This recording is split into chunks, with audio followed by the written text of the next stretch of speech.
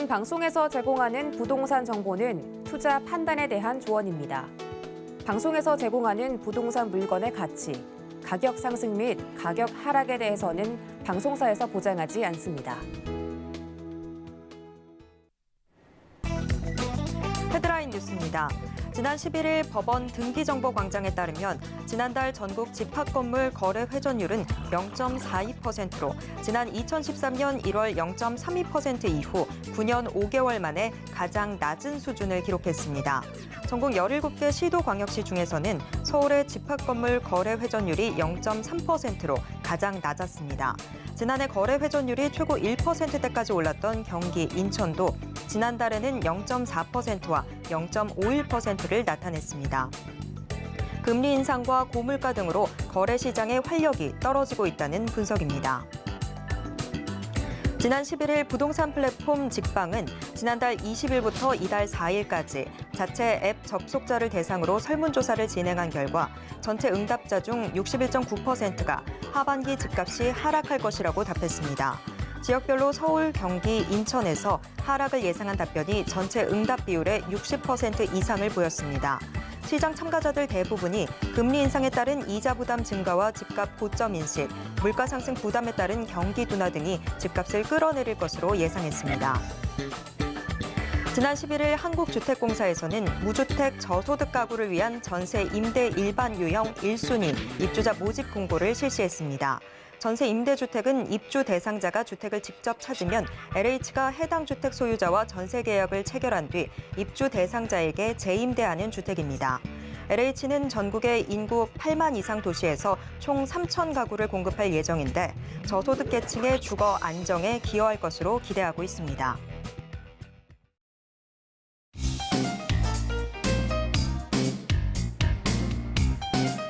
안녕하세요. 손에 잡히는 부동산 정보, 부동산 올인원 최슬기입니다. 지난해 하반기부터 지속되어 왔던 거래 절벽 현상이 최고조에 이르렀습니다. 부동산 시장의 매매 활성화 정도를 나타내는 거래 회전율이 9년여 만에 최저치를 기록한 건데요. 물가 상승과 금리 인상 부담으로 인한 이 경제 여건들이 악화되면서 매수세가 계속해서 위축되고 있습니다. 부동산 플랫폼 조사 결과 시장 참가자 10명 중 6명이 올해 하반기 집값 하락을 예상했는데요. 주택시장의 하방 압력이 커지고 있는 이런 상황에서 어떤 전략으로 시장에 참여하면 좋을까요? 오늘도 부동산 올인원과 함께 하시면서 맞춤 투자 계획 슬기롭게 세워보시길 바랍니다. 그리고 부동산에 대한 궁금증은 전화 상담 가능한 02-3153-2668번 또 무료 문자 번호 013-3366-0110번으로 언제든지 문의 주시길 바랍니다. 부동산 올인원 생방송은 지금 유튜브로도 함께 하실 수 있습니다. 유튜브에서 서울경제TV 검색하신 후에 실시간 스트리밍 방송으로 함께해 주세요. 노란 톡방도 활짝 열어뒀습니다. 아래 QR코드 찍고 지금 바로 노란 톡방 입장하셔서 부동산 고민 모두 해결해 보시길 바랍니다. 참고로 본 방송에서 제공해드리는 정보는 투자 판단에 대한 조언일 뿐 해당 부동산의 가치와 수익률을 보장하진 않습니다. 자, 그럼 부동산 올인원 지금 시작합니다.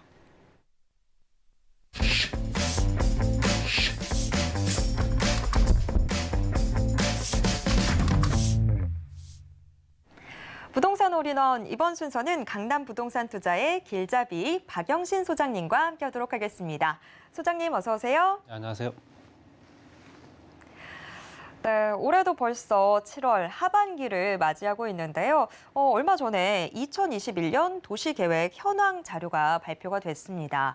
자, 이를 통해서 이 남아있는 하반기 부동산 투자 전략을 좀 가다듬어 볼 수 있지 않을까라는 생각이 드는데요. 오늘 박영신 소장님이 2021년 도시계획 현황이라는 주제로 강의 준비해 주셨다고 합니다. 어떤 내용일지 지금부터 들어보겠습니다.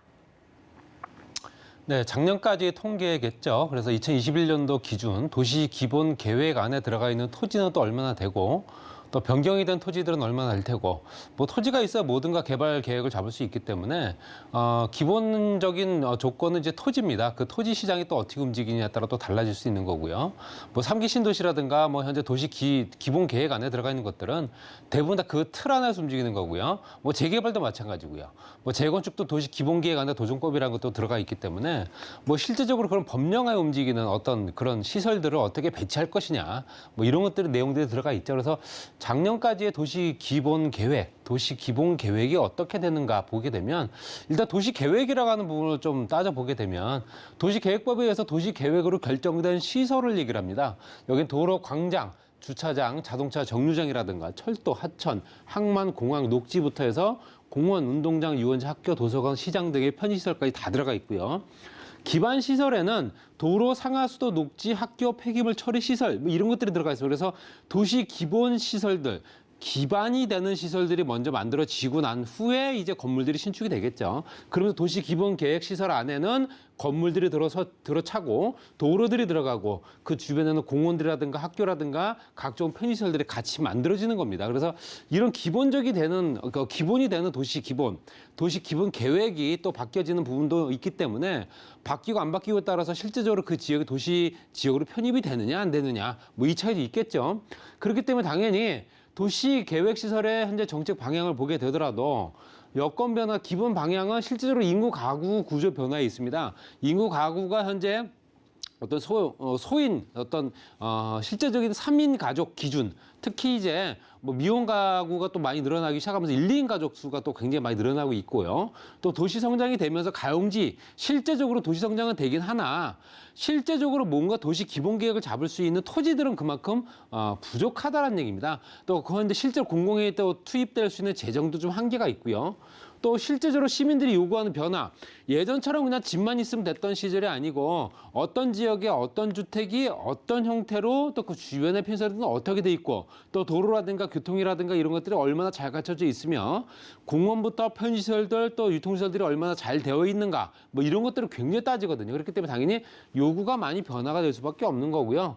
또 지역적인 지역 정책 따라서 그거에 따라서 각 지역마다 작게는 먼저 군부터 크게는 이제 시, 도 단위로 해서 큰 기본 계획을 잡을 때 그들의 의견을 수렴할 수밖에 없는 거고요. 그래서 도시계획 시설을 효율적으로 이용한다거나 체계적으로 또 운영한다면 또 만들어진 시설들은 또 관리를 해야 됩니다. 관리가 또 어떻게 잘 되고 있느냐. 그다음에 이제 운영 방식을 또 누가 할 거냐. 그 도로를 특히 그 공원을 누가 운영을 할 것이며 그 운영에 관련된 또 어떤 체계는 누가 또 다각화할 수 있느냐. 또 도시계획 시설의 지역 균형을 어떻게 또 공급을 할 수 있는 여건이 되느냐. 그 지역 골고루 또 지역 균형 발전도 이루어야 되기 때문에 그래서 도시 인프라와 생활 인프라로 나누어져 있는 서울 같은 경우도 서울형 도시 기본 시설에는 기간 시설과 경제 기반 시설이 들어가 있습니다. 여기에는 도로 교통부터 해서 상하수도 방제 시설, 에너지 공급부터 도시 자연공원들 이건 기간 시설이라고 하고요. 경제 기반 시설은 물류 유통 시설입니다. 물류 유통부터 판매 시설까지 다 들어가 있는 거고요. 거기에 생활 인프라는 생활 지원 시설과 여가 문화 시설, 이거 공공청사라든가 교육 시설, 복지 시설부터 해서 이거 생활을 지원해 주는 시설들이죠. 노인복지시설부터 아동복지까지 다 들어가 있죠. 거기에 여가 문화시설 같은 문화시설부터 체육시설, 생활권, 공원까지 다 들어가 있는 이렇게 굉장히 복잡한 어떤 시설들을 만들어내야 되기 때문에 굉장히 시간도 오래 걸릴 수밖에 없고 또 비용도 막대하게 들어간다. 이렇게 말씀드릴 수 있고요. 그래서 실제적으로 그런 지역들, 도시 지역 안에 우리가 알고 있는 도시 지역, 지금 현재 다 도시 지역에 거주하시는 분들, 서울 지역은 다 도시 지역으로 하기 때문에 뭐 녹지 공간도 있긴 하나 대부분 다 도시 지역 안에 있죠. 도시 지역 안에 인구 비율이 또 얼마나 드러나요? 그러니까 인구 집중화되는 현상을 보는 겁니다. 봤을 때 2021년도에 91.8%, 지금 현재 91.8%가 2016년도부터 그대로 유지가 되고 있습니다. 그래서 실제로 도시적 인구 비율이 계속 그대로 유지가 된다는 얘기는 빠져나가고 들어오고 하는 인구 비율이 거의 편차가 없다는 얘기고요. 그러면서 이제 뭐 외부로 유출되는 인구들도 있을 테지만 그 도시지역에서 비도시 지역으로 빠져나가는 인구와 들어오는 인구 비율이 거의 비슷하다. 이렇게 보시면 될 것 같고요. 그래서 용도지역 현황을 보더라도 대한민국 전체를 봤을 때는 그래도 농림지역이 상당히 많습니다. 46.3%고요. 농림지역은 말 그대로 농사를 짓는 땅입니다. 뭐 밭농사든 벼농사든 농사를 짓는 땅이기 때문에 농림지역 비율이 또 전국적으로 봤을 때는 굉장히 높을 수밖에 없는 거고요. 그다음에 이제 관리지역, 25.8% 이건 현재 비도시 지역 안에 들어가는 부분이고요. 그러니까 비도시 지역 안에서도 현재 자연환경 보전 지역부터 해서 현재 농림 지역, 관리 지역까지 다 들어가 있다 보시면 될 것 같고요. 그다음 도시 지역 비율이 아직까지 16.7%밖에 안 됩니다. 그렇기 때문에 아직까지는 도시화가 되지 않은 지역들이 그만큼 많다라는 얘기고 또 집중화된 지역들이 그만큼 더욱더 현재 그 현상들이 더 뚜렷해지고 있다. 그 내용입니다. 그래서 전체로 봤을 때 무분별하게 자연환경 보전지역, 관리지역을 무분별하게 도시지역으로 편입시킬 수도 없기 때문에 필요에 따라서 실제적으로 어느 정도 개발할 수 있을까 이런 내용들을 또 타진을 하는 거고요. 거기에 따라 그린벨트까지 포함되어 있는 자연환경 보전지역도 또 어떻게 손을 댈 수 있느냐. 굉장히 복잡한 문제이기 때문에 시간도 굉장히 오래 걸리고 가용 토지 확보가 그만큼 어렵다 이렇게 말씀드리고 싶고요. 또 현재 용도 지역, 실제적으로 용도가 바뀌는 경우도 많습니다. 그래서 전년 대비 도시 지역이 17.4평방킬로미터가 늘어났습니다. 도시 지역으로 편입된 지역이죠. 그러니까 비도시 지역, 자연환경 보전 지역, 농림 지역, 관리 지역 이런 지역들이 현재 도시 지역으로 편입이 되면서 도시화가 된 거고요. 농림 지역은 그에 반해서 54.8평방킬로미터가 감소됐다. 뭐 늘어난 만큼 줄어들었다 보여지지만 그 비율은 좀 차이가 있죠. 봤을 때 현재 용도지역 증가되는 부분 도시지역으로 편입된 면적이 17.4평방킬로미터. 근데 관리지역으로 편입된 지역이 49.0평방킬로미터. 실제로 관리지역으로 편입이 되게 되면 농림지역에서 관리지역으로 편입이 되게 되면 일정 부분에 대한 건축행위가 가능해지거든요. 그렇기 때문에 당연히 관리지역으로 편입된 면적과 그다음에 실제적으로 농림지역과 자연환경 보전지역에서 줄어든 만큼 도시지역과 관리지역이 거의 비슷하게 늘어난 겁니다. 그렇기 때문에 농림지역과 자연환경 보전지역에서 도시지역으로 편입된 지역들 이런 것들이 앞으로도 더 많이 늘어날 가능성도 있다. 택지 공급을 원활하게 하기 위해서 그럴 수밖에 없고요. 2021년도 기점이라 한다면은 당연히 3기 신도시일 겁니다. 3기 신도시 도시지역으로 편입될 수 있는 토지들을 그만큼 또 확보를 해야 되기 때문에 다 용도지역이 그만큼 늘어나고 줄어드는 거고요. 말씀드린 대로 전체적으로 봤을 때도 도시지역 주거지역, 도시지역 안에는 주거지역, 상업지역, 공업지역, 녹지, 미지정지역 이렇게 나눠서 봤을 때 주거지역이 월등히 좀 많이 늘어난 걸 보실 수 있고요. 연도로 따지게 되면 2020년도와 2021년도 기준인데 27평방킬로미터 정도 됩니다. 그리고 상업지역 비율도 한 4평방킬로미터 정도 늘어났고요. 주거지역이 늘어나면서 거기 편입된 상업지역도 있기 때문에 그렇죠. 공업지역이 또 19평방킬로미터가 늘어났습니다. 뭐 이런 얘기는 이제 도시형 실제로 현재 현재 우리가 알고 있는 현재 공업단지, 예전에는 공업단지라고 하지만 이제 디지털 산업단지라고 그래서 실제로 어떤 산업단지 공단 형태가 아니라 아파트형 공장들이 많이 들어선 지역들, 지식산업센터라든가 이런 것들이 다 공업지역 안에 들어갈 수 있는 조건들이 됐었죠. 그래서 녹지 지역은 오히려 좀 줄어든 편이고요. 그다음에 이제 미지정 지역도 마찬가지고요. 그러니까 관리 지역과 농림 지역, 또 자연환경 보전 지역 중에서는 농림 지역과 자연환경 보전 지역에 있는 현재 면적이 많이 줄어들면서 도시지역으로 편입이 됐다. 이렇게 보시면 될 것 같고요. 그다음 개발행위 허가를 받아서 개발행위를 할 수 있는 하다못해 내가 시골에 있는 땅을 사가지고 집을 짓는다 하더라도 개발행위 허가를 받아야 되고 도로 편입 조건들, 상하수도 기본적인 여건들 다 설계를 해서 허가를 받아야지만 집을 수 있겠죠. 그래서 전년 대비 개발행위는 또 현재 감소가 됐는데 실제로 현재 이 개발행위 허가는 2020년도 대비 10.4% 정도 증가가 됐지만 실제적으로 줄어든 지역도 있습니다. 전라북도 같은 경우는 현재 마이너스 123건 전년 대비해서 개발행위 허가가 많이 감소된 지역으로 나타난 거고요. 개발행위 허가의 추이를 보게 되면 2016년도에는 거의 한 31만 건 정도 됐던 것이 현재 2021년도 기준 봤을 때 한 3만 건 정도 줄었습니다. 28만 건 정도 된다 보시면 될 것 같아요. 그래서 개발행위 허가 자체가 실제적으로 현재 20년 대비, 21년 대비 그것도 중요하겠지만 개발행위 허가를 받아서 실제로 뭔가 신축이라든가 뭔가를 도시 기본계획을 잡혀서 도시화를 할 수 있는 여건들을 충분히 만들어내지 못한 상황이 됐다라는 얘기겠죠. 그래서 말씀드린 대로 마이너스를 차지하고 있는 전라도 지역과 좀 플러스 요인을 작용하는 나머지 지역들은 대부분 다 허가 사항들, 개발행위 허가가 좀 늘어난 편이긴 하지만 전체적으로 10.4% 정도 늘어났다라고 보여지는 통계가 잡혀 있습니다. 그다음에 실제로 도시의 또 군 계획 시설 중에 공원 시설이 얼마가 되느냐? 공원이 709평방킬로미터고요. 미집행 도시계획 시설 같은 경우도 공원이 158평방킬로미터, 엄청난 면적입니다. 장기 미집행 도시계획 시설들이 굉장히 많거든요. 장기 미집행 도시계획 시설이 보통 20년, 30년 넘게 도시 기본계획 안에 틀에 잡혀 있으면서 아무것도 못한 토지들. 허가를 받을 수도 없고 다른 어떤 행위를 할 수도 없는 허가뿐만 아니라 실제로 현재 규제만 들어가 있는 그런 토지들을 얘기하는 거고요. 도시의 군계획시설 같은 경우는 말씀드린 대로 현재 교통시설과 그다음에 현재 방제시설들 이런 것들이 좀 많이 늘어난 편이고요. 거기에 공간시설과 유통시설들, 공공문화 체육시설, 그다음에 보건위생, 환경기초 뭐 이렇게 따집니다. 그래서 이제 전체로 도시 또는 군 계획시설의 현재 현황을 보게 되면 교통시설과 방제시설이 그만큼 더 많이 비중을 차지하고 있다. 도로망이라든가 철도망들을 대해서 새롭게 확충하고 있기 때문에 그럴 수밖에 없다는 얘기겠죠.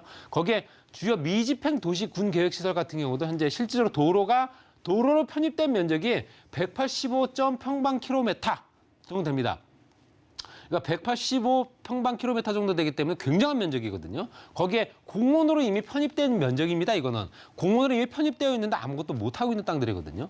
158평방킬로미터. 하천이라든가 체육시설, 녹지, 유원지. 그러니까 지금 현재 장기 미집행 도시계획 시설들 굉장히 문제가 되다 보니까 2020년도, 2017년도 기준으로 봤을 때 현재 어떤 그런 기간적인 여건을 따라서 그 기간이 조례하게 되면 그 시설 규제를 이제 풀어주는 이런 형태로도 갔던 적도 있었지만 아직까지도 손을 못 대고 있는 땅들이 그만큼 많다. 이미 지구 지정까지 다 해놓고 아무것도 못하는 토지들이 그만큼 많을 수밖에 없다라는 내용입니다. 여러 가지 여건상 도시계획이 편입되고 도시지역이 발전되고 도시가 새롭게 만들어지기 위해서 굉장히 여러 가지 조건들이 필요하고 시간도 오래 걸리지만 보통 이제 인근에 있는 도시를 중심으로 했을 때 파생 도시들이 만들어진다. 그렇기 때문에 당연히 이미 도시가 있는 지역에 그 주변에 도시가 만들어지긴 더욱더 용이할 수밖에 없습니다. 그래서 실제적으로 현재 인구가 집중화될 수 있는 여건들은 이 도시계획 시설 때문에 더 그럴 수도 있다. 그렇기 때문에 당연히 수도권 지역에 인구가 집중화되는 어떤 현상은 인구가 모이는 뭐 직장이라든가 여러 가지 효과도 있겠지만 도시계획 시설 자체가 워낙 더 다른 지역보다 월등하기 때문에 당연히 인구가 집중화될 수밖에 없다. 이렇게 말씀드리고 정리하겠습니다. 네, 도시계획 시설 자체로 인해서 수도권의 과밀화 현상이 더욱더 심해지고 있다라고 하는 이슈 진단 함께 체크해 보셨습니다. 그럼 이어서 부동산 정보 체크 확인해 보도록 하겠습니다. 네, 첫 번째 정보 체크 서울시 서초구 서초동으로 가보겠습니다. 양재역 인근에 위치해 있는 상가 확인해 볼 텐데요. 양재역이다 보니까 지하철 3호선은 물론 신분당선도 함께 이용할 수 있을 것으로 기대되고 있습니다. 현재 시세는요, 11억 5천만 원에서 14억 원 선으로 예상되고 있습니다. 네, 서초구 서초동 자세한 소개 들어보겠습니다. 입지 여건을 보게 되면 3호선, 이제 서초동이거든요. 3호선과 신분당선, 요거로 이제 같이 이용할 수 있는 환승역이 있습니다. 그리고 GTX 신호선이 이제 곧 2024년 정도 되면 개통이 될 테고요. 트리플 역세권이 되겠죠.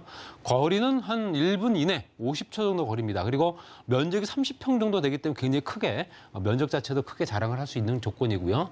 서초 IC 주변으로 봤을 때 경부고속도로 지하 사업이 진행되고 서초구의 RNC 단지라든가 이런 것들은 현재 확충이 되고 있는 상황. 거기에 도곡동이라든가 대치부터 해서 재건축 학원가 연결된 지역이죠. 현재 강남권과 서초권을 연결하는 강남대로 주변에 있기 때문에 당연히 인구 구성들이 상당히 좋은 지역이고요. 강남 역세권 재건축 단지라든가 그 주변에 또 재건축 아파트들이 있기 때문에 기본적으로 인구, 특히 고가의 주택들이 있다는 얘기는 그 주변이 굉장히 또 고소득의 직장들이 많다는 얘기이기 때문에 당연히 그런 효과도 크게 볼 수 있다. 이렇게 보시면 될 것 같고요. 또 그 주변에는 강남역과 신분당선 양재역 같이 이용할 수 있다 말씀드렸죠. 그렇기 때문에 당연히 교통요건 상당히 우수합니다. 전철역에서 채 1분이 걸리지 않기 때문에 완전 초역세권이고요. 거기에 우성 3차부터 해서 신동아 무지개까지 연결되어 있는 재건축 단지, 네모 번듯하게 5천 세대 정도 됩니다. 그래서 실제적으로 현재 우성과 무지개 같은 경우는 이제 재건축이 이미 완료가 된 상태고요. 신동아는 이제 진행되고 있는 상황이다 보시면 될 것 같습니다. 그래서 강남대로와 직장은 밀집되어 있는 롯데라든가 삼성이라든가 이런 부분이 아무래도 이 주변이 크게 강남대로 주변에 큰 직장군을 만들고 있는 지역이다 보시면 될 것 같고요. 업무시설 밀집 지역에 또 위치하다 보니까 당연히 직장인들이 워낙 많은 지역이다. 그래서 이 주변의 상권들이 굉장히 좋은 지역입니다. 그리고 또 현재 강남역 상권까지 도보를 이용할 수 있는 조건이고요. 권역별로 봤을 때 강남역 권역과 양재 권역까지 같이 이용할 수 있기 때문에 권역별로 봤을 때 도시 기본 시설들이 워낙 좋은 지역이다 말씀드리고 싶고요.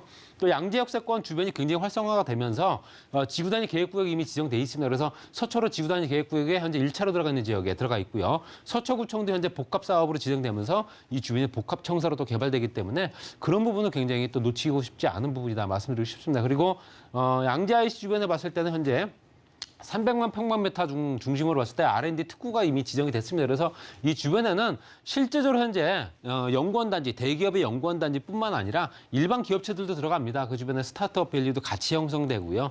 일자리가 15,000개, 현재 2조 원 이상의 투자 효과도 기대가 되는 지역이기 때문에 그만큼 활성화 역할을 크게 할 거다 보시면 될 것 같고요. GTX 신호선은 의정부부터 군포 금정까지 가는 부분이 일단 1차적으로 진행됩니다. 그래서 삼성부터 양재까지 연결된 다음역이 연결돼 있다. 삼성역 다음역이 양재역입니다. 그래서 2024년도 개통 예정이기 때문에 개통 전 효과를 그만큼 볼 수 있는 조건이고요.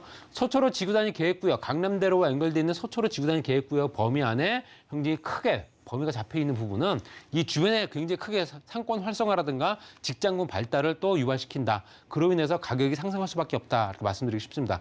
11억 5천만 원부터 14억 원까지 부가세는 별도고요. 임대금액 5천만 원, 보증금액 월 400에서 450만 원 정도 가능합니다. 그리고 8억 원에서 9억 8천만 원까지 대출을 받게 되면 3억 원에서 3억 7천만 원 정도 소요되는 초역세권이면서 내가 운영한다거나 또는 현재 실제적으로 앞으로도 내가 운영할 수 있는 여건을 봤을 때 자영 또는 임대라든가 아니면 또 임대료가 높기 때문에 수익률이 높고 또 거기에 따라서 노후 생활도 보장되고 개발허지라든가 초역세권 우선 교통망 때문에라도 굉장히 여건들이 좋은 상황이기 때문에 앞으로 투자 가치는 상당히 높아질 거다 이렇게 정리하겠습니다. 네, 앞서 이슈 진단에서도 이 많은 개발 호재들이 얼마나 사람들을 끌어당기는지를 좀 체크를 해봤는데 그런 부분들이 좀 돋보이지 않았나 싶습니다. 이어서 두 번째 정보 체크 확인해 보도록 하겠습니다. 자, 이번에는 서울시 서초구 서초동의 다세대 주택 확인해 보도록 하겠습니다. 우선 위치부터 확인해 보면 2, 3호선을 모두 이용할 수 있는 교대역 역세권에 위치해 있는 다세대 주택입니다. 방 구조는 투룸으로 나와 있는데요. 현재 시세 5억 4,500만 원에서 6억 8,500만 원 선으로 예상되고 있습니다. 네, 서초구 서초동 자세한 소개 들어보겠습니다. 네, 이미 준공이 완료된 신축 다세대 빌라고요. 뭐 기본적인 시설들 자체가 워낙 좋기 때문에 또 위치적인 입지 여건을 보게 되면 2호선과 3호선 이용할 수 있고요. 남부터미널역과 교대역 같이 이용할 수 있습니다. 그리고 경부고속도로 지하 사업의 또 수혜지다 말씀드릴 수 있고요. 또 남부터미널이라든가 그 주변에 예술의 공간들이 워낙 많은 지역에 또 그 주변에 봤을 때 양재역 중심으로 강남대로라든가 롯데라든가 현재 그 주변에 대기업들이 포진하고 있는 지역이고요. 그러니까 실제적으로 현재 또 서초, 그러니까 테헤란로 연장되는 장제터널까지도 개통이 되면서 그 주변이 굉장히 활성화될 수밖에 없는 입지를 갖추고 있다 말씀드리고 싶습니다. 그리고 주변에 학군 시설도 굉장히 좋다 보니까 서초고등학교, 서울고등학교부터 해서 그 학군의 또 수혜를 많이 볼 수 있는 조건입니다. 학군 수요들은 대부분 다 오랫동안 거주해야 되기 때문에 당연히 이런 저가의 주택들도 많이 선호할 수밖에 없다 이렇게 말씀드리고 싶고요. 또 현재 예술의 전당부터 연결된 문화지구 이런 것들이 연결되면서 그 주변에 또 매술의 문화에 또 활성화될 수밖에 없는 조건을 갖추고 있다. 또 복합청사라든가 그 주변에 현재 종합병원부터 해서 현재 서초의 법조 단지까지 같이 연결된 지역이다 보니까 굉장히 직업군들이 굉장히 다양하다 이렇게 말씀드리고 싶고요. 또 서초로 지구단위 계획구역에 보시게 되면 말씀드린 대로 제가 좀 전에 설명드렸던 또 예술의 전당과 문화특구라든가 서초 법조타운 또 정보사 부지 개발이 현재 바이오 또 금융 첨단 산업이 입주 예정이고요. 그리고 롯데타운 개발이라든가 남부터미널 개발 계획도 이미 개발 계획은 다 잡혀져 있는 상태입니다. 우면 양재 R&D 단지 같은 경우도 크게 또 변화가 생기고 있는 지역이다 말씀드리고요.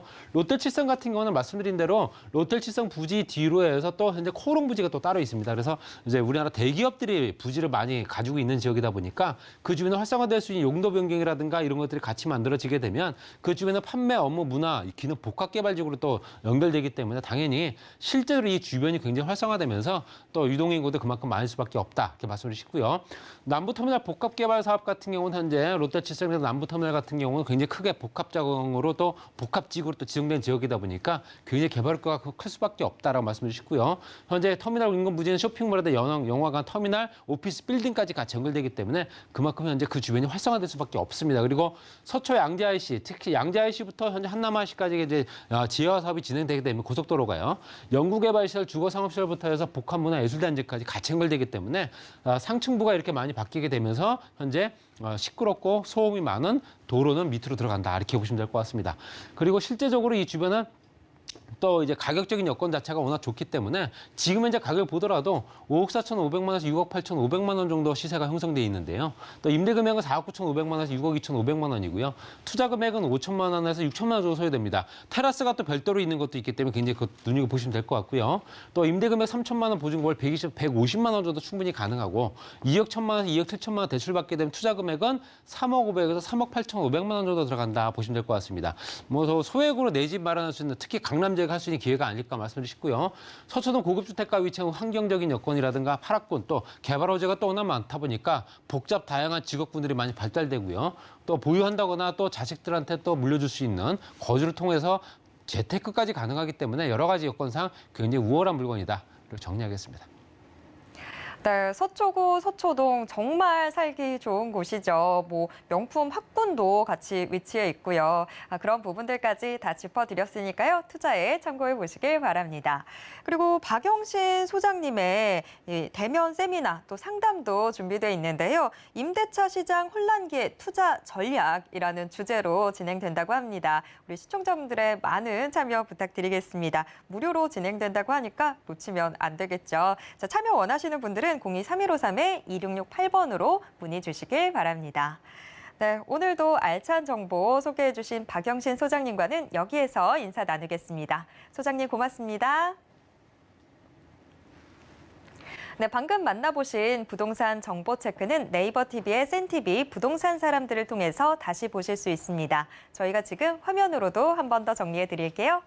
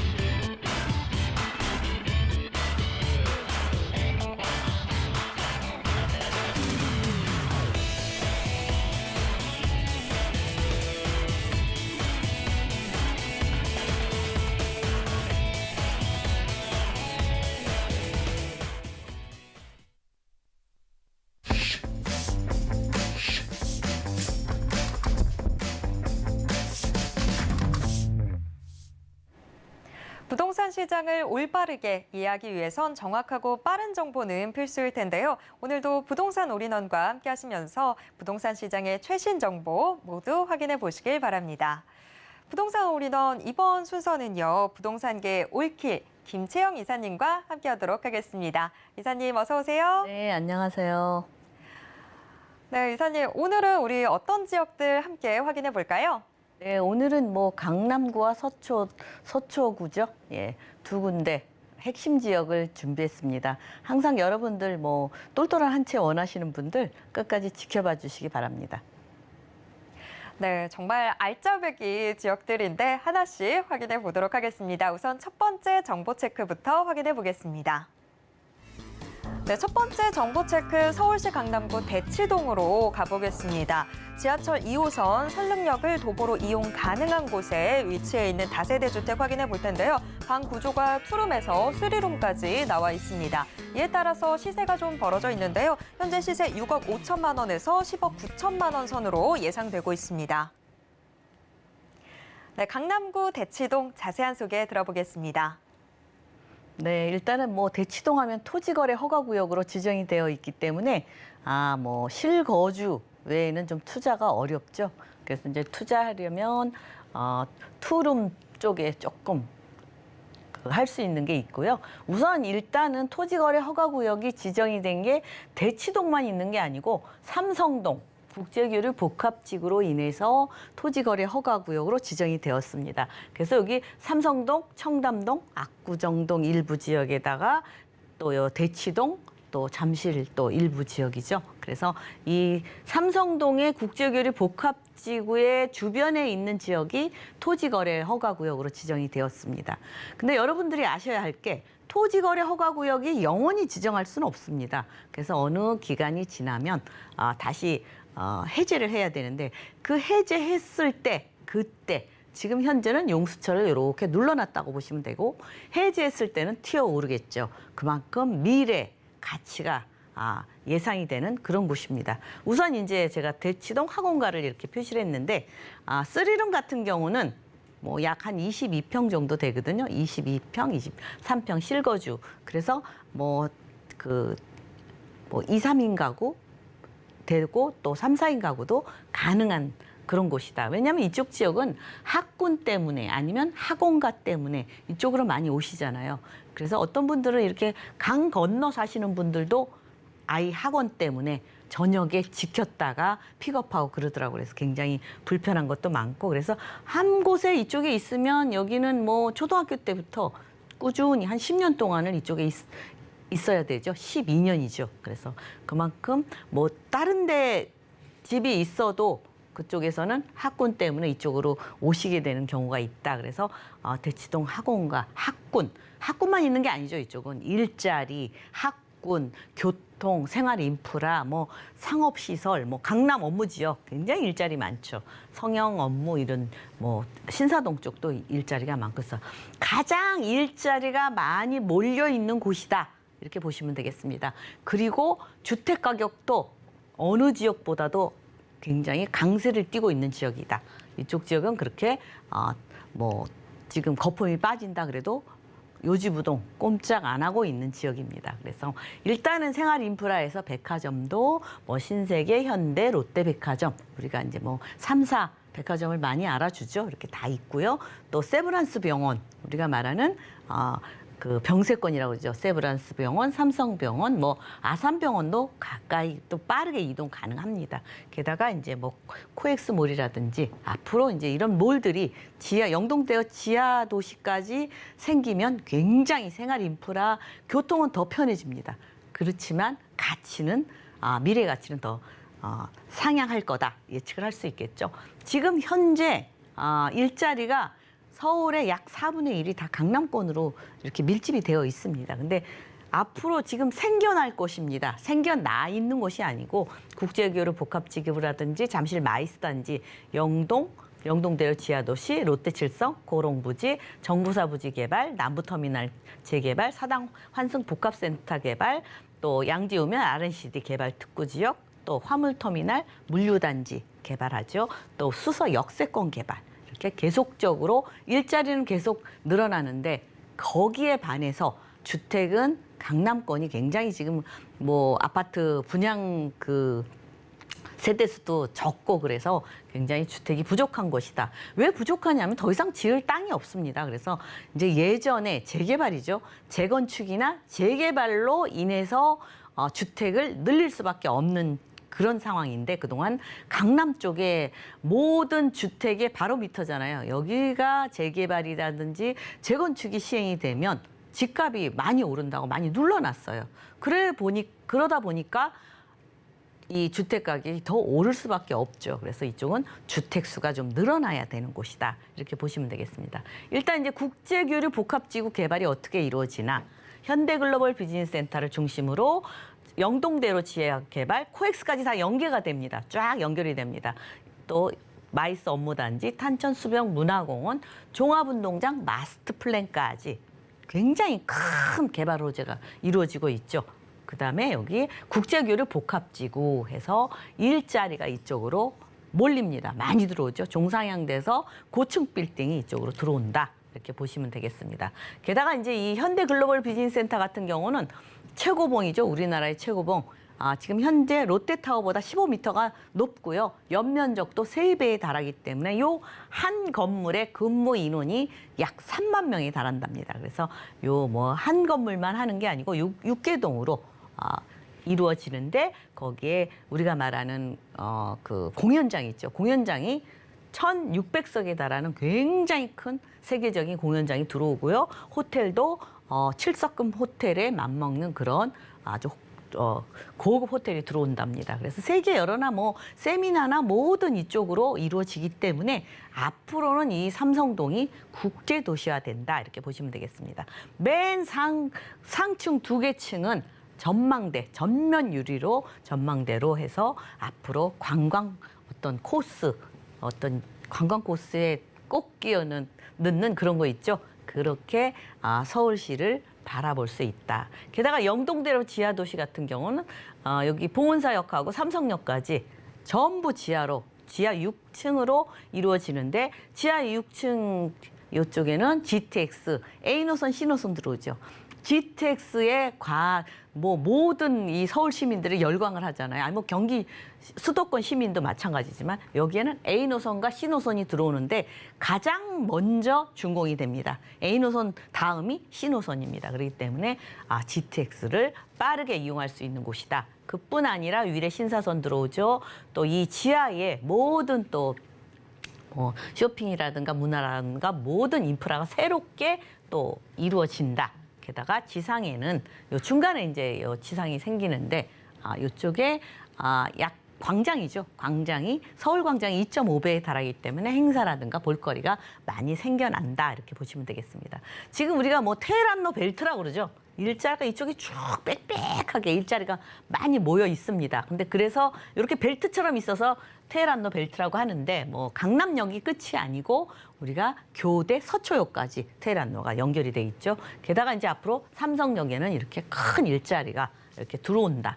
그게 앞으로 들어올 그 모양을 보여드린 겁니다. 그래서 또 롯데칠성 코오롱 부지도 역시 일자리가 많이 롯데의 어떤 랜드마크로 또 들어오죠. 이쪽으로 강남으로 들어오고 또 지금 양재역은 이렇게 좀 예상할 수 있는 게 GTX C노선이 들어옵니다.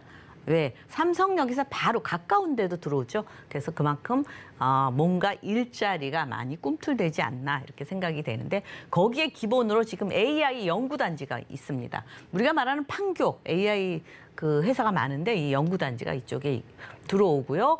또 이쪽에 거기에 발맞춰서 또 카이스트 대학원 AI 대학원이 2023년에 양재로 들어옵니다. 그래서 이게 같이 다 어우러져서 우리나라 산업을 이끌 어떤 대표 지역이 되지 않을까 이렇게 생각할 수 있겠죠. 수서 역세권 개발도 통합적으로 뭐 주거라든가 뭐 일자리라든가 모든 게 같이 들어온다 이렇게 보시면 되겠습니다. 여기도 GTX A노선 들어오죠. 이쪽은 뭐 A노선도 들어오지만 여기 또 그 빈 공간이 있기 때문에 개발할 수 있는 토지가 있습니다. 그렇기 때문에 이쪽도 일자리와 맞물려서 개발이 이루어진다 이렇게 보시면 되겠고 한남 IC에서 양재 IC까지 경부고속도로 지하화 사업이다 얘기 많이 들었죠. 예, 그래서 그게 이루어지는데 완행과 급행으로 빠르게 이동하면서 지상은 쾌적하게 이렇게 친환경적으로 우리가 지금 고속도로 경부고속도로 보면 양쪽에 가림판이 있죠. 소음이라든지 분진이라든지 그런 걸 위해서 높다랗게 가려져 있기 때문에 서로 왕래하기가 힘들었는데 앞으로는 서초구와 강남구가 서로 이렇게 왕래하기가 참 편리해졌다 이렇게 보시면 되겠습니다. 게다가 이제 GTX A노선, C노선이 삼성역에 들어오죠. A노선, C노선입니다. A노선이 이제 먼저 건립이 되고 나면 B노선이 아니고 C노선입니다. 그래서 가장 먼저 수혜보는 지역이 삼성역, 양재역, 수서역.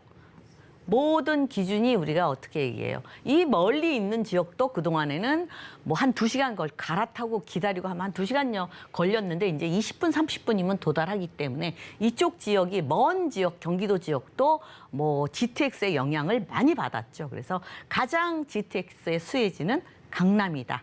이렇게 보시면 되겠습니다. 게다가 뭐 지금 현재도 강남은 바둑판처럼 굉장히 조밀하게 지하철역이 거미줄처럼 이렇게 되어 있습니다. 근데 앞으로 위례 신사선이라든가 KTX 북부 연장선이라든가 위례 과천선도 또 생겨나기 때문에 그만큼 교통은 더더욱 편리해진다. 모든 교통이라든지 모든 게 편리해지고 우리나라에서 가장 모든 게 갖춰진 도시인데 제일 문제가 가격이죠. 그래서 토지거래 허가구역으로 지정이 되어 있지만 아파트에 비해서는 굉장히 지금 아주 좀 저렴하죠. 예, 3룸인데 3룸 이건 2룸입니다. 그래서 2룸은 전세를 활용하시면 약 실투자금 1억 2천 이 정도면 투자하실 수 있고요. 저 3룸은 실거주만 가능하기 때문에 10만 9천 원. 아니요, 10억 9천만 원. 예, 아주 헷갈렸네요. 10억 9천만 원이면 똘똘한 한 채. 사실은 이 다세대 주택은 선릉역에서 가까이에 있고 나중에는 이 다세대 밀집 지역이 결국은 주택 수를 늘리기 위해서는 또 재개발 그런 또 여지가 있는 그런 지역이다. 이렇게 보시면 되겠습니다. 네, 대치동 하면 교육이 먼저 생각나긴 하는데 사실 교통이면 교통, 상권이면 상권, 생활 인프라 뭐 하나 빠지는 곳이 없죠. 자, 이 강남구 대치동도 자세하게 확인해 봤습니다. 이어서 두 번째 정보 체크 확인해 보도록 하겠습니다. 두 번째 정보 체크 서울시 서초구 서초동 확인해 보도록 하겠습니다. 지하철 2, 3호선 환승 가능한 교대형 역세권에 위치한 다세대 주택 확인해 볼 텐데요. 방 구조가 2룸에서 또 3룸 나눠져 있습니다. 이 방 구조에 따라서 시세 범위도 좀 나눠져 있는데요. 지금 현재 시세 5억 5천만 원에서 10억 원 선으로 예상되고 있습니다. 네, 서초구 서초동 자세한 소개 들어보겠습니다. 네, 좀 전엔 대치동 토지거래 허가구역이라 실거주만 가능했는데 지금은 3룸이라도 투자가 가능합니다. 전세를 활용하셔서 투자를 하실 수 있다 이렇게 보시면 되겠고요. 우선 서초동도 마찬가지로 뭐 생활 인프라나 모든 게 강남하고 밀접하게 되어 있죠. 지금 이 명문학군 굉장히 서초고나 서울고, 상문고, 동덕여고, 서문여고 이렇게 여고들도 굉장히 인기가 많습니다. 그래서 그렇게 교육도 되어 있고 또 법조타운 우리나라의 법조인들이 많이 근무하는 곳이죠. 그래서 그만큼 생활 환경이라든가 이런 게 있고 서울교대도 교육대학도 있고 서울예술종합예술대학도 있고 그래서 학군으로도 좋고 또 일자리도 가까이에 많이 있습니다. 게다가 이제 반포주공 여기 앞으로 재개발 이루어지죠. 아니 재건축이 이루어지죠. 그래서 사실은 이 옆에 있는 아파트가 최고가를 수립을 했다고 그러나 찍었다고 그러죠. 우리가 쉽게 말해서 50억 가까이 다가가고 있습니다. 그것도 84제곱미터죠. 그래서 그만큼 이 강남권의 그 주택 가격은 우리가 예상 못할 만큼 깜짝깜짝 놀라게 한다 이렇게 얘기하는데 이쪽은 지금 방배동 쪽 같은 경우는 재개발도 이루어지고 있죠. 재건축 이루어지죠. 재개발이 이루어지죠. 그래서 이런 쪽으로 주변이 그 주택 가격이 계속적으로 상승을 하고 있습니다. 그래서 일단 생활 인프라 고속터미널 지방 움직이기 좋죠. 또 성모병원 있죠. 또 법조타운 있죠. 여러 가지로 또 서리풀 공원도 있지, 또 한강공원이 있죠. 국립현충원도 녹지가 또 있기 때문에 여러 가지로 생활 환경이 좋다 이렇게 보시면 되겠습니다. 게다가 이제 이쪽에 예술의 전당이 있습니다. 예술 국립국악원이 있는데 예술의 전당 같은 경우 한번 가려면 밤 늦게 끝나기 때문에 멀리 사시는 분들은 좀 가기가 쉽게 접근하기가 어려운데 가까이 사는 이 강남권에 사시는 분들은 쉽게 이용이 가능하니까 예술도 덤으로 가져간다 이렇게 보시면 되겠고 또 이 일자리가 많은 지역이에요. 사실은 강남권이 일자리가 가장 1위로 많습니다. 강남권 1위, 그다음에 중구 쪽이죠. 시청 쪽 2위, 또 영등포 쪽 3위 이렇게 있습니다. 일자리가 많은데 그 접근하기가 좋다. 이렇게 말씀을 드릴 수 있겠습니다. 게다가 이제 어떻게 이제 현대 글로벌 비즈니스 센터 우리가 그 주변 삼성동 주변에 일자리가 어마어마하게 들어오는데 거기에 반해서 이 강남구 서초구나 강남구 쪽에 이 주택이 너무너무 지금 현재는 부족한 현상입니다. 그렇기 때문에 아파트 값이 그렇게 떨어질 생각을 안 하고 가만히 위치해 있고 좀 떨어졌다 보면은 가족 간의 거래고 이런 경우가 많이 있더라고요. 그래서 막상 살려고 보면 그렇게 싼 아파트가 없다 그러고 실거주해야 되는 또 토지거래 허가구역도 있기 때문에 굉장히 조금 투자하기 어려운데 서초구 같은 경우는 괜찮습니다. 전세를 활용해서 투자를 하실 수 있겠고요. 일단 현대글로벌 비즈니스센터, 잠실운동장 마스터플랜 영동대로 또 복합 개발, 크게 개발이 이루어지기 때문에 앞으로의 주택은 더더욱 희소 가치가 있다 이렇게 보시면 되겠습니다. 반포주공 1단지, 대단지로 한강변에 크게 자리 잡는 거죠. 그래서 앞으로 이쪽에 또 최고가를 갱신하지 않을까 이렇게 예측을 하고 있는데요. 아파트가 이렇게 한강을 끼고 있는 아파트들은 굉장히 더 다른 곳보다 더 가격이 좀 높더라고요. 그래서 그런 한강의 그 공원이 그만큼 작용을 하지 않을까 이렇게 생각을 할 수 있겠고요. 또 이 지금 방배동 같은 경우는 아파트 재건축도 있고 15구역까지 나눠져서 지금 재개발도 조금씩 이루어지고 있다. 근데 그동안 이렇게 복잡한 과정을 단순하게 줄여서 한다 이렇게 되기 때문에 앞으로 뭐 모아주택이라든지 이렇게 소규모로 서울시에서 그 허가를 내주겠다고 했습니다. 그래서 재개발 허가죠. 그래서 또 정보사부지 개발 이쪽에도 뭐 바이오 금융 4차 산업이 들어오고요. 이쪽에 일자리가 이 서초구의 마지막 남은 일자리라고 보시면 되겠습니다. 이쪽에 대기업들이 들어올 예정이고 또 뭐 이 문화예술 또 회관도 들어올 예정입니다. 그래서 뭐 이렇게 한강 우리가 세비섬이라고 그러죠. 세비섬에서 이 예술의 전당까지 반포대로 전 구간을 아트밸리 가로수길로 하자 이런 얘기가 있어서 또 예술의 거리도 생긴다. 또 양재 또 도시 첨단 물류 단지죠. 여기 그 우리가 말하는 그 물류 최첨단 물류 단지가 들어옵니다. 그래서 앞으로 이쪽에서 강남구 쪽에서 물류를 주문하면 2시간 전에만 주문하면 바로 받아볼 수 있다고 하니 더 편리해지지 않을까 생각이 드네요. 롯데 칠두성 코오롱 부지 이쪽도 롯데의 랜드마크로 또 강남역이죠. 바로 옆에 또 건립이 될 예정이고요. 또 양재는 GTX 신호선 들어오죠. 예, 이쪽에 AI 연구단지가 들어오고 지금 대기업의 연구단지들이 쏙쏙 들어와 있죠. 예, 탑5들은 다 들어와 있고 또 카이스트 대학원, 우리가 말하는 그 우수한 인재들이죠. 대학원이 2023년에 들어올 예정에 있고요.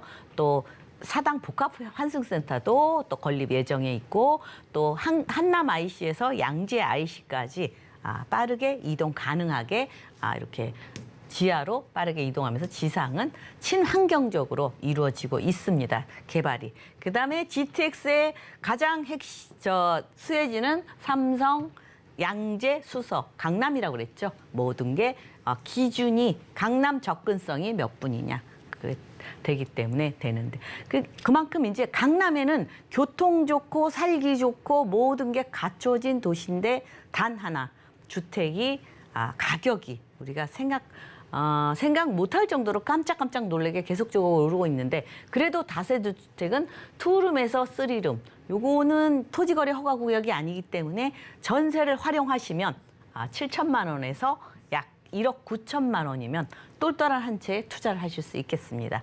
게다가 뭐 임대금액 월세를 원하시면 이쪽은 월세가 요새 많이 올랐어요. 왜냐하면 그 금리가 많이 올랐기 때문에 그렇죠. 그래서 월 5천만 원, 이 반전세도 가능하고요. 뭐 투자금에 맞춰서 할 수 있습니다. 그래서 월 150에서 막 약 300만 원 정도까지도 가능한다고 합니다. 그러니까 이 대출이 뭐 40%밖에 안 나오지만 뭐 실투자 금액 2억 8천만 원에서 5억 5천만 원이면 뭐 보증금을 조금 올리면 그만큼 대출을 안 받으셔도 되죠. 요즘 반전세가 굉장히 유행하고 있습니다. 그래서 여러분들이 그런 쪽으로 투자를 하시려면 똘똘한 한 채.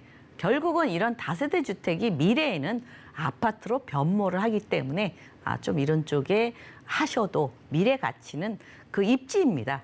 이 다세대 주택이 오래된다고 해서 떨어지는 게 아니고요. 입지가 튼튼한 곳이면은 계속적으로 토지 가격이 상승하기 때문에 떨어지는 일이 거의 없다고 보시면 되겠죠. 요즘은 이 강남 쪽은 그 토지 가격 만약에 재개발이 된다면 굉장히 큰 여파를 몰고 오지 않을까 이렇게 예측을 할 수 있겠습니다.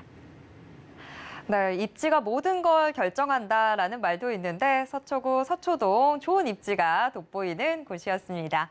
자, 김채영 이사님이 새 정부와 부동산 투자라는 주제로 1:1 무료 상담 진행해 주신다고 합니다. 참여 원하시는 분들은요. 02-3153-2668번으로 문의 주시길 바랍니다. 오늘도 알찬 정보 소개해 주신 김채영 이사님과는 여기에서 인사 나누겠습니다. 이사님 고맙습니다. 네, 감사합니다. 네, 방금 만나보신 부동산 정보 체크는 네이버 TV의 센TV 부동산 사람들을 통해서 다시 보실 수 있습니다. 저희가 지금 화면으로도 한 번 더 정리해 드릴게요.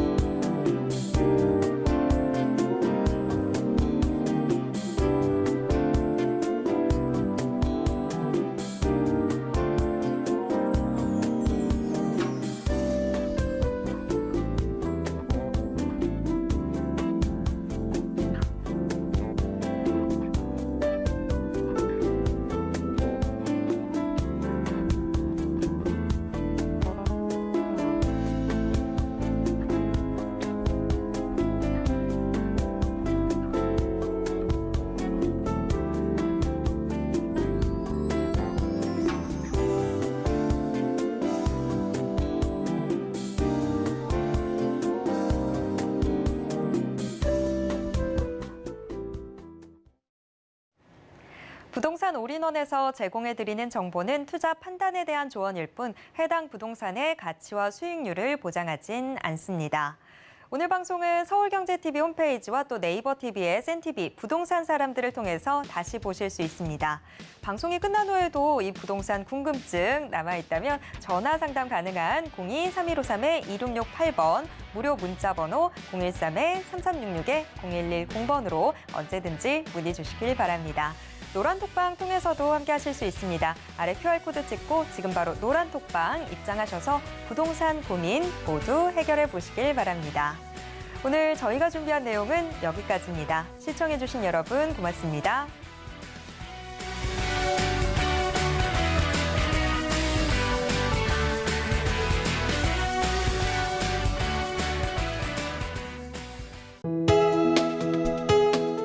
본 방송에서 제공하는 부동산 정보는 투자 판단에 대한 조언입니다. 방송에서 제공하는 부동산 물건의 가치, 가격 상승 및 가격 하락에 대해서는 방송사에서 보장하지 않습니다.